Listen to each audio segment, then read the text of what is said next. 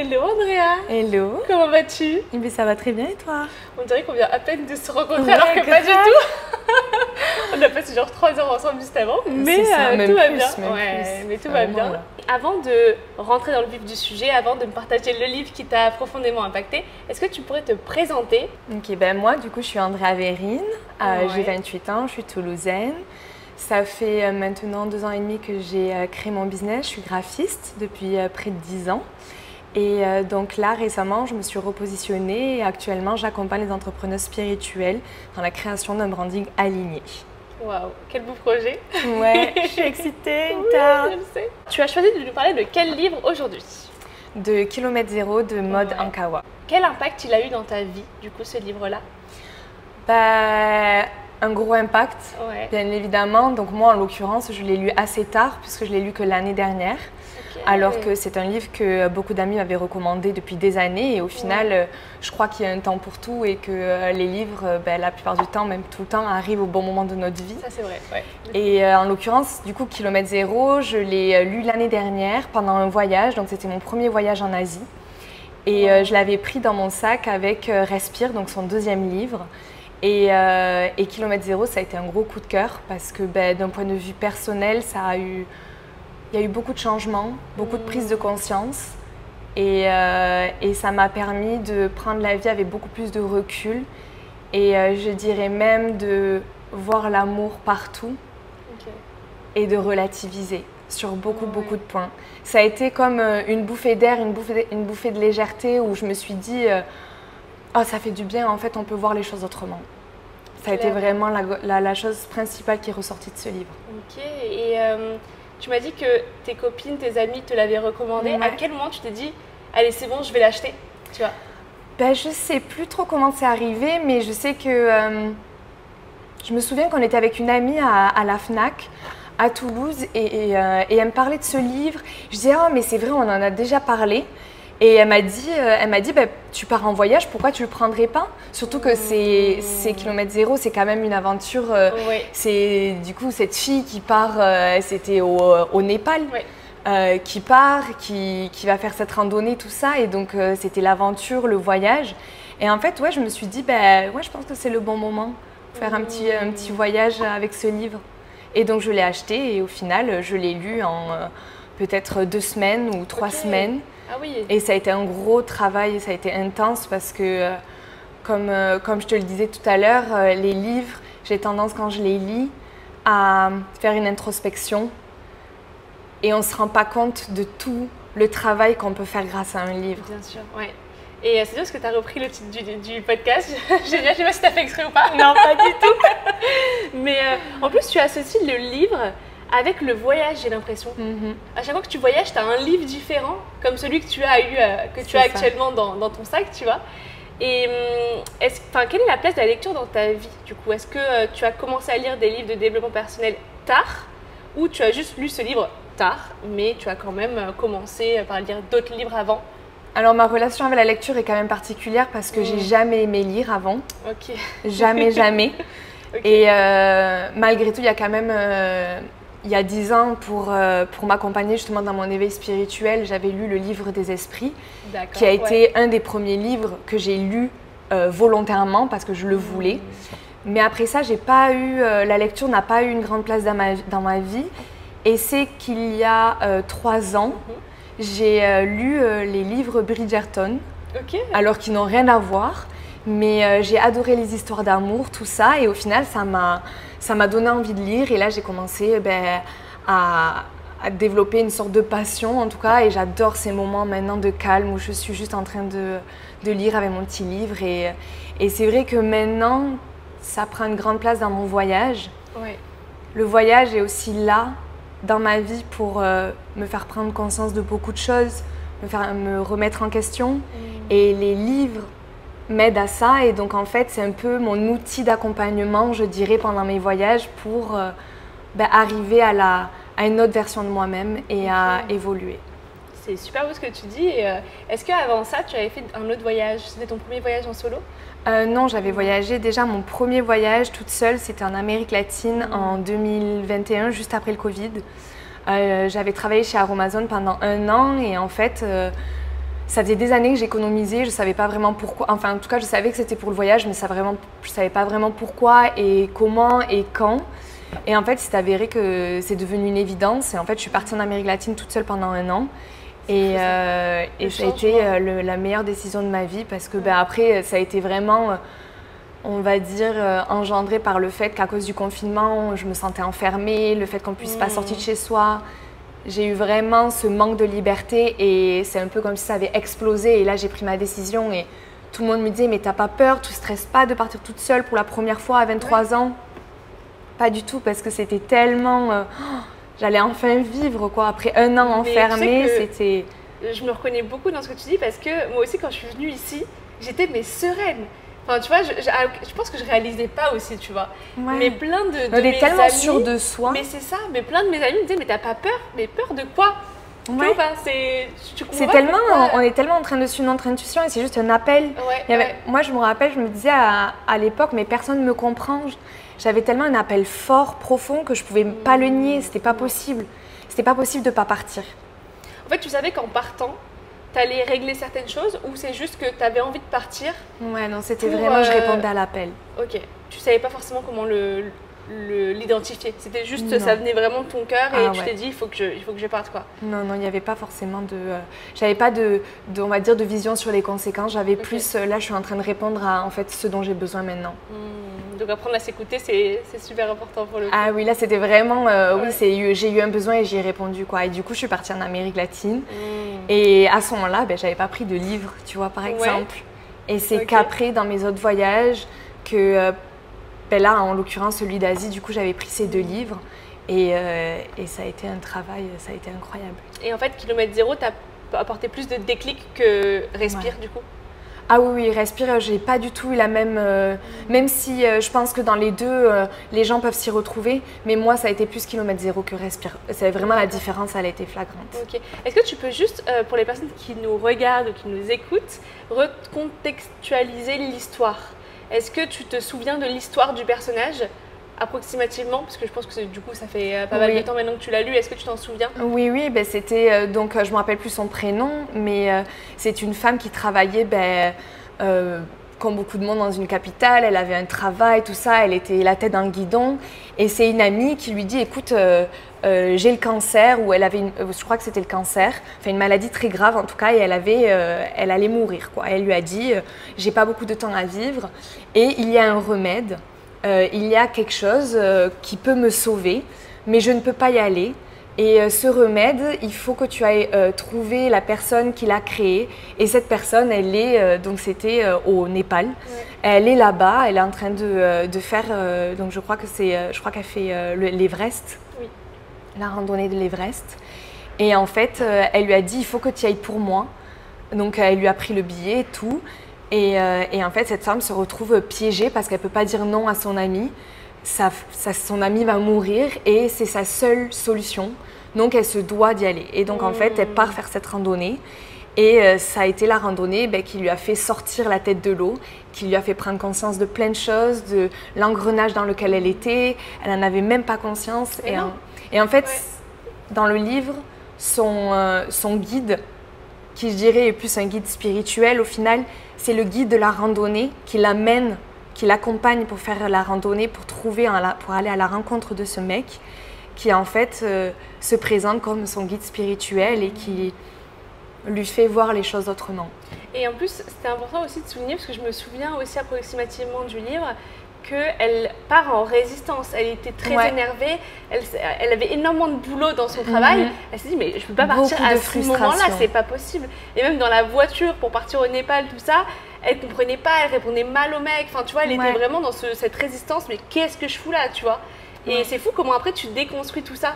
Et j'ai su par la suite d'ailleurs que c'était la vraie vie de Maud. C'est vraiment ce qui lui est arrivé. Oui, je crois que je l'avais entendu, ça, elle avait vraiment vécu. Il y a quand même des choses, des prises de conscience qui ont été, bien évidemment, je pense, pour le livre, qui ont été transformées. Mais oui, elle avait vécu l'aventure, j'avais entendu ça. C'est ça qui est fou, quoi. Mais ça nous permet d'encore mieux nous identifier. Ça, c'est vrai. Et du coup, tu t'es identifiée à ce personnage-là, de la personne qui part au… Alors, pas fort… Enfin, oui, je me suis identifiée parce que j'ai été… justement on va dire, ce système de fonctionnement sociétal qui nous est éduqué, en fait, qui nous est inculqué dès l'école. En fait, il faut travailler dur, il faut réussir sa vie, gagner beaucoup d'argent. Mais en fait, je me suis retrouvée là-dedans puisque très jeune, moi, je me suis rendu compte que c'était pas le mode de vie que je voulais, en tout cas qui me correspondait. Et donc, ça m'a permis aussi de m'identifier et de réaliser que j'ai fait quand même une partie du travail, ou du moins les prises de conscience sont déjà passées. Ouais. Et donc, ça m'a permis encore mieux de m'identifier à la personne, au personnage. Et du coup, après, justement, de toutes les autres prises de conscience qui ont été faites tout au long du parcours. Ouais. Parce que ça a été la première prise de conscience, mais tout ce qui a découlé derrière, après, ça a été pour moi, mon travail personnel, ça a été le plus porteur. Ça a été le plus porteur. Et c'est quoi les prises de conscience que tu as eues? Alors, la plus grande prise de conscience, ça a été la responsabilité des émotions. On passe en mode nos émotions nous appartiennent et c'est de notre choix de ressentir les choses de telle ou telle manière.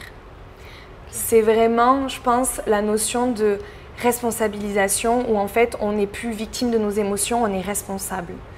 Et dans toutes les situations qu'elle a vécues, le personnage, en fait, on se rend compte, moi je me rappelle de la situation où son Italien, elle avait rencontré un Italien, elle était en train de tomber amoureuse, c'était voilà, une super bonne relation, les débuts étaient extraordinaires, surtout dans cette situation-là qu'elle était en train de vivre. Et puis en fait, il reçoit un SMS, elle y tombe dessus, elle croit qu'en fait au final il la trompe, elle est très énervée, elle s'énerve contre le guide, elle est énervée, elle est en colère contre le monde. Et en fait, son guide lui dit c'est ta décision d'être en colère. Et en fait, elle s'énerve encore plus parce qu'elle lui en voulait de lui dire mais non, c'est pas ma décision d'être en colère, en fait c'est à cause de lui que je suis en colère. Et le guide lui dit mais il t'a jamais demandé d'être en colère, jamais personne t'a demandé, c'est toi qui décides de l'être.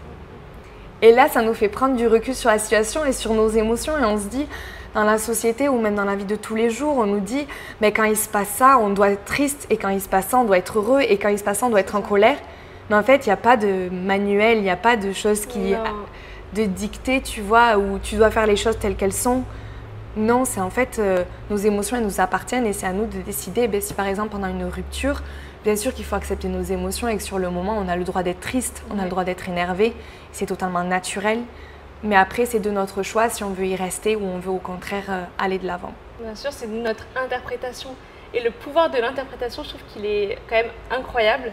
Parce que tu peux te refaire l'histoire et tu peux vraiment changer ton ressenti, vraiment ce que tu ressens au fond de toi, rien qu'avec une pensée. Bien sûr. Et c'est tout est d'une question de décision en fait. On décide. Est-ce que tu penses à une anecdote en particulier où toi, tu refoulais les choses, où tu disais c'est sa faute? Est-ce que tu te retrouvais dans ce personnage-là à ce moment-là? Du coup, toute cette situation, dans ma vie personnelle, ça a été vraiment ma relation avec mon père. Ok.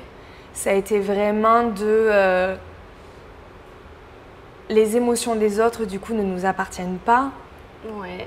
Et c'est à nous de faire notre travail de notre côté au niveau de nos émotions à nous. Et c'est vrai que par mes voyages, par mon style de vie, par la personne que je suis, au final, il y a eu beaucoup d'incompréhension. De la part de mon père, quand je suis partie en voyage, tout ça, ça a été tout a été dans l'amour au final, mais je l'ai réalisé que plus tard et justement l'émotion la plus facile, notre zone de confort nous dit on est dans la colère parce qu'il ne nous comprend pas, on n'est pas comprise, on n'est pas aimé tel qu'on est, c'est un peu la facilité et puis c'est après en prenant le recul et Kilomètre Zéro m'a beaucoup aidé sur ça, c'est qu'en fait j'ai réalisé que tout ce qu'il faisait ou tout ce que même, je parle de mon père en particulier, mais ça a été surtout ma famille du côté paternel, parce que ça a été vraiment une éducation qu'ils ont reçue, une vision de la vie qui est comme ça, on ne voyage pas, non, il faut travailler, et après on voyage, après on travaille, enfin on profite de la vie, c'est pas dans ce sens-là qu'on est censé faire les choses.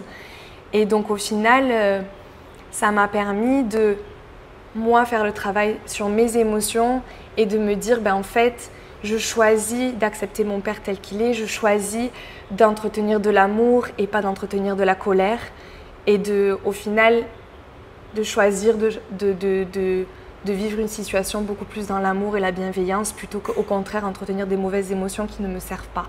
Parce que du coup, comme tu dis, ça ne te sert pas et ça te dessert finalement à ce moment-là. Bien sûr. Et en fait, le fait de pratiquer du coup le pardon et de dire c'est de ton ressort, c'est plus du mien, mais je l'accepte, ça te permet en fait d'être en paix avec toi-même, quoi. C'est ça. Mais tu fais de la place en fait. Oui. Tu fais vraiment de la place pour autre chose et tu dépenses plus ton énergie à quelque chose que on peut pas changer les gens. Et c'est juste vraiment la notion que j'ai comprise, c'est l'acceptation. Il faut accepter les gens autour de nous, il faut accepter tels qu'ils sont, il faut accepter leurs émotions, il faut accepter. On ne peut pas les changer. Et chercher à changer, ça ne va pas nous aider. Ouais. Ça ne va pas nous aider. Et puis, c'est peut-être que la personne, si ça ne vient pas d'elle, tu ne peux pas l'aider. C'est ça. Il ne faut pas forcer. On peut pas faire les choses pour les autres. On peut pas travailler pour les autres. Par contre, on peut travailler pour soi-même. Et c'est là que du coup, on renverse la balance. Et qu'on se dit, ben, en fait, peut-être que si ça déclenche ça chez moi, c'est qu'en fait, il y a un travail à faire. Ouais. Et donc, au final, ce qui s'est passé, en fait, c'est que, je me rappellerai toujours, j'étais à Koh Lipe, en Thaïlande, et je suis arrivée à un passage, je ne saurais plus te dire exactement lequel, où en fait, j'ai réalisé que moi, je perds ma voix, du moins, je perdais ma voix avant. Donc, je suis une ancienne fumeuse, j'ai fumé pendant 8 ans, et j'ai arrêté maintenant il y a 6 ans, donc ça fait un sacré bout de temps quand même. Et en fait, malgré tout, je continuais à perdre ma voix. Facilement, il suffisait qu'un soir, il y ait un peu de musique, je parle fort, pendant 2 jours après, j'avais plus de voix. Et un jour, je suis allée voir quelqu'un qui m'a dit « Andrea, la perte de ta voix, c'est émotionnel ». Et là, tu te dis « Mais qu'est-ce qu'elle me raconte, elle ?» Je me suis dit « Mais j'avais tellement pas envisagé ça, je m'étais tellement pas dit que c'était possible. J'étais tellement dans mon truc, ben non, c'est la cigarette, ça a abîmé mes cordes vocales et tout. » Enfin voilà, c'était… Et là, quand elle m'a dit ça, je me suis dit « Mais émotionnel, mais comment c'est possible déjà ?» Et après, je me suis dit « Et qu'est-ce qui m'affecte autant ?» Et en fait, ce livre m'a fait du coup tout ce travail d'acceptation vis-à-vis de mon père, le fait que j'avais l'impression de ne pas être comprise, donc de ne pas être entendue, que ma parole n'a pas de valeur, tout ça. Parce que moi, j'étais sûre de mes idées, j'étais sûre de la direction que j'étais en train de prendre, j'étais sûre de moi, il y avait pas d'autres possibilités. Comme je t'ai dit, quand je suis partie dans mon premier voyage, il n'y avait même pas question de faire autre chose ou de ne pas y aller. Et donc, il y avait vraiment cette déception de me dire que je ne suis pas comprise par les gens que j'aime le plus au monde. Et je pense que du coup, ça s'est stocké là. Et donc, par ça, j'étais en train de lire un chapitre et j'ai décidé d'écrire une lettre à mon père que je ne lui ai jamais donnée et que je ne lui donnerai jamais.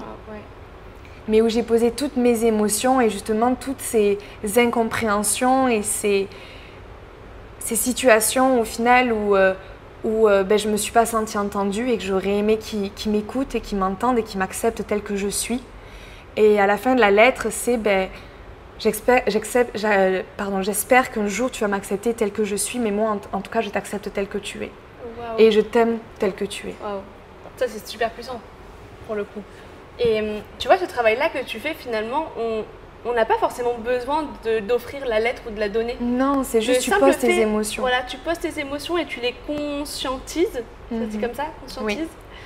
Oui. C'est déjà le premier step d'une grande… C'est le début de la guérison. Ouais. Quand tu poses des mots, quand le fait de même avec la main et le fait de voir les mots, tu les poses, tu les cristallises sur la feuille. Ça veut dire qu'ils restent sur la feuille. Ils sont plus là, ils sont là maintenant. Ouais. On s'en détache. Ouais. C'est bon, on les a vécus, maintenant on les laisse. Et cette lettre m'a permis de ne plus jamais reperdre ma voix. Je n'ai plus jamais reperdu ma voix. Ça s'est fait vraiment du jour au lendemain comme ça Oui, j'ai jamais pu reperdre ma voix. C'est quand même fou ça. Oui, c'était assez fou parce que comme je t'ai dit, quand elle m'a dit ça à la fin, j'y croyais pas. Tu croyais pas, ouais. Je me disais, mais comment on peut me dire que c'est émotionnel, que ce serait si facile. Et en fait, il suffisait… Ben oui. Tu connais le livre du mot tu as mal, je te dirai pourquoi. Oui. Voilà. Je ne l'ai jamais lu, mais oui, je l'ai. C'est chaque endroit, chaque partie du corps qui est atteint, ça vient du cri de l'âme en fait, tu vois. C'est ton âme, ton corps qui te dit « Attends, fais attention là parce que tu vas pas forcément sur le bon chemin » ou « Tu dois pardonner à quelqu'un » ou… Enfin, tu vois, c'est une alerte en fait. Ce sont des signaux. Ouais. C'est notre corps qui nous alerte et c'est à nous de les écouter. Et tout a raison d'être. Tout dans notre environnement et notre corps est là justement pour nous accompagner dans notre vie. Il est là pour nous montrer le bon chemin et pour nous montrer ce qui est bon pour nous. Et l'écouter, et justement quand on a les mots du corps, il y a toujours une partie du corps qui est liée à une émotion refoulée, à quelque chose. Le foie, c'est les peurs, enfin c'est les reins, non pardon. Les reins, c'est les peurs. Donc par exemple, quelqu'un qui a des problèmes de reins, c'est en général quelqu'un qui a beaucoup de peur, Tout est lié. Tout a raison d'être. Il y a beaucoup de gens, c'est fou, c'est là où qu'on se dit qu'en fait le corps envoie des informations et on est tellement justement dans un système de pensée où on a un problème quelque part, le médicament, on va le cacher, on ne va pas le regarder, la douleur, on ne va pas la regarder. Et en fait, au final, si on conscientise, si on se pose la question, attends, j'ai mal là, mais pourquoi? Et on cherche et vraiment on se questionne. Mais en fait, on traite le problème à la source. Aujourd'hui, on est dans un système où justement les médicaments nous permettent de cacher, de ne pas voir au final vraiment, ne pas se questionner. Ouais. Et au final, le corps t'envoie des signaux que tu n'entends pas. Et jusqu'au bout d'un moment où en fait la maladie devient plus grave. Et c'est là que... En fait, là, il faut que tu l'écoutes parce que si tu l'écoutes pas, ça va pas aller pour toi. Ouais, exactement. Donc, wow. Et donc, du coup, toi, tu as pratiqué le pardon. Ça a mis combien de temps justement tout ce cheminement-là après la lecture de ce livre? Ça a été très très rapide. Okay. Je te dis, j'ai lu le livre en 2 semaines, 3 semaines. Les prises de conscience, alors je ne sais pas si c'est uniquement chez moi, mais les prises de conscience, ça peut aller très très vite dans le sens où j'arrive dans ma vie, les situations que j'ai pu vivre, à les identifier et à me questionner, à me remettre en question. Et très vite, je vais voir les choses autrement. C'est par exemple, là, en l'occurrence, tu vois, la relation avec mon père, ou du moins la vision que j'en avais, ma perception a changé radicalement en, je dirais, quelques minutes. Au final, c'est comme si tu voyais avec des lunettes et tu enlèves les lunettes et tu les vois dessus différemment. Tu vois ce que je veux dire? Oui, très bien. Et en fait, tu t'es dit, c'est pas de sa responsabilité, c'est de la mienne en fait. Ouais, tout à fait. Tout à fait. Lui, il fait les choses. Pour lui, il pense faire les choses bien. Et il le fait avec l'amour. Je suis sa fille, il m'aime et il est persuadé que s'il me dit les choses comme ça et s'il est comme ça avec moi, c'est parce qu'il veut m'aider, c'est parce qu'il veut me protéger. Et en fait, on rentre dans la partie, en fait, au final, on le voit en tant qu'humain, en tant que personne. Ouais. Pas en tant que père, en figure, tu vois, qui est autoritaire, tout ça. Non, là, on le voit en tant qu'humain qui, en fait, veut juste nous protéger et nous accompagner dans la vie. Et c'est pour ça, et au final, il m'a apporté énormément de choses dans ma vie. Et il est une des raisons pour lesquelles je suis la femme que je suis aujourd'hui. Bien sûr. Mais il y a des choses pour lesquelles j'entretenais de mauvaises émotions ou des émotions désagréables qui ne me servaient pas. Et au final, j'ai décidé juste de les changer et de les voir autrement. Et je trouve que c'est super puissant en fait d'avoir fait ce switch-là. Ah mais ça a changé ma vie. Ah ouais. Et qu'est-ce que tu recommanderais du coup aux personnes qui sont toujours là à se dire mais en fait si je suis comme ça dans telle situation, c'est à cause de cette personne-là, tu vois? Je dirais de se responsabiliser et de dire que on est les maîtres de notre vie, on est les créateurs de notre vie et c'est de notre décision de changer notre vie. Personne ne le fera à notre place. Et il suffit de prendre une décision. Quand je le dis, les gens me disent « Non, mais c'est facile à dire, mais pour le faire, c'est pas pareil. » Bien sûr que oui, mais c'est une décision. Et ça reste juste une décision. Et c'est après, est-ce qu'on est prêt ou on n'est pas prêt? Ça, c'est une autre question. Mais c'est une décision. Et est-ce que tu as eu d'autres prises de conscience par rapport à ce livre ou c'est vraiment le cœur de l'impact? Ça a été le cœur de l'impact. Vraiment, l'acceptation. Ouais, ça a été vraiment...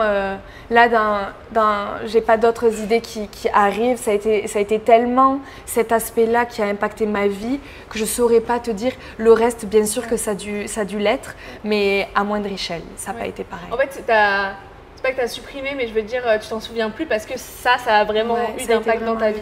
Ouais. Okay. Ça a été vraiment d'accepter de se responsabiliser et de se dire que nos émotions, elles nous appartiennent. Et c'est vraiment la plus grande notion derrière, c'est on est les maîtres de notre vie. Nous sommes les créateurs. et c'est nous qui décidons. Ouais, ouais.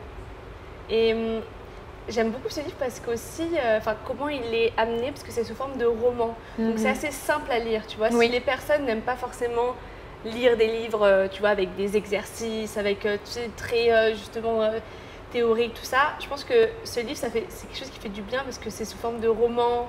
C'est léger, c'est compréhensible et on peut facilement s'identifier. Ouais. Ça rend la chose beaucoup plus facilement applicable. Bien sûr.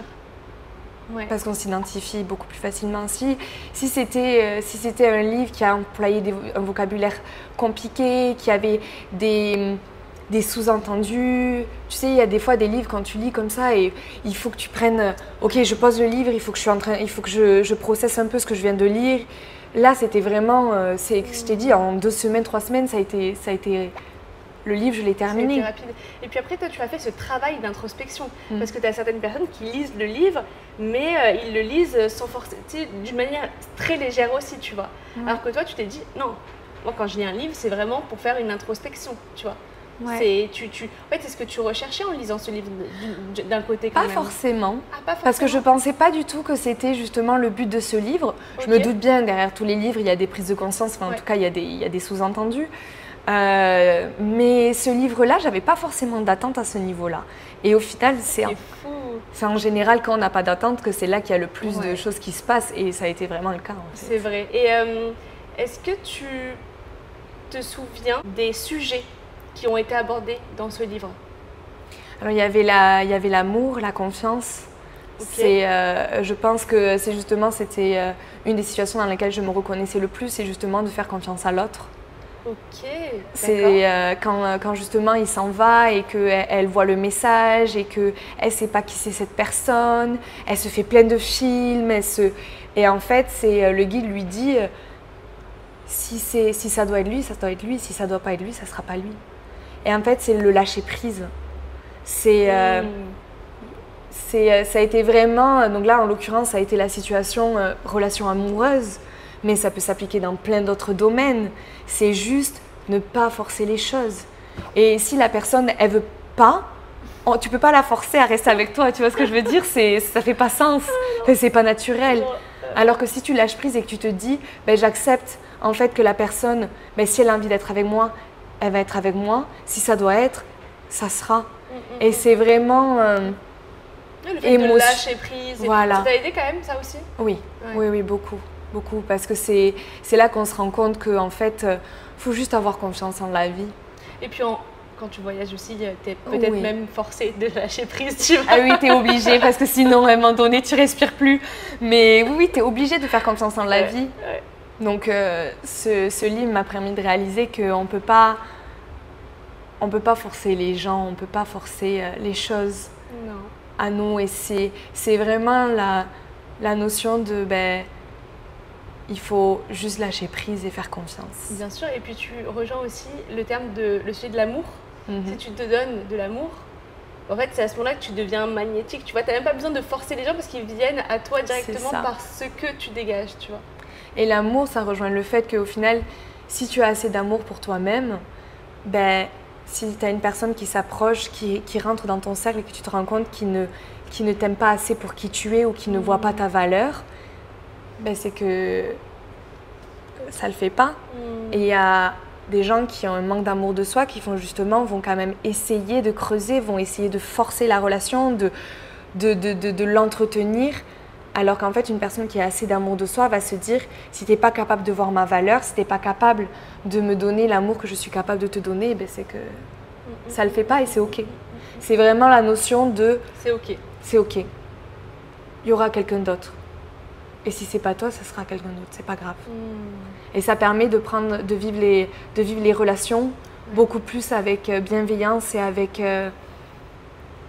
amour, vraiment avec amour, c'est ça, c'est de la bienveillance. Oui, parce que même laisser les gens partir, c'est de l'amour. Mais bien sûr.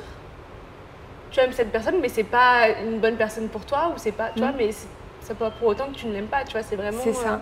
Ok, waouh. Et à qui tu recommanderais ce livre?